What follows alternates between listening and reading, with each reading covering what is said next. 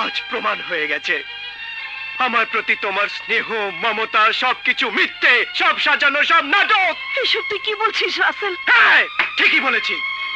আমাকে টাকা দেওয়া বন্ধ করে অফিস কর্মচারীদের সামনে আমাকে ছোট করেছো, অপমান করেছো। রাসেল, আমি যা করেছি তা তোর ভালোর জন্য করেছি। বাবার জীবদ্দশায় তোর এই উচ্ছৃঙ্খল জীবন নিয়ে যখন চিন্তিত ছিলেন, তখন আমি তোকে মানুষ করার জন্য বিদেশে পাঠিয়েছিলাম। কত উচ্ছৃঙ্খল হয়ে দিনের পর দিন বাবার কষ্টের উপার্জিত টাকা দুহাতে উড়িয়ে যাচ্ছিস, জীবনটাকে ধ্বংস করে দিচ্ছিস। আজ মদ খেয়ে মাতাল হয়ে বাড়ি ফিরেছিস। আমি মদ খাই না, বিষ খাই, that's not of your business. আমার বিষয় সম্পত্তি, টাকা পয়সা সবকিছু উড়িয়ে দেব। আমার যা খুশি আমি তাই করব, তাতে তুমি বাধা দেবার কে?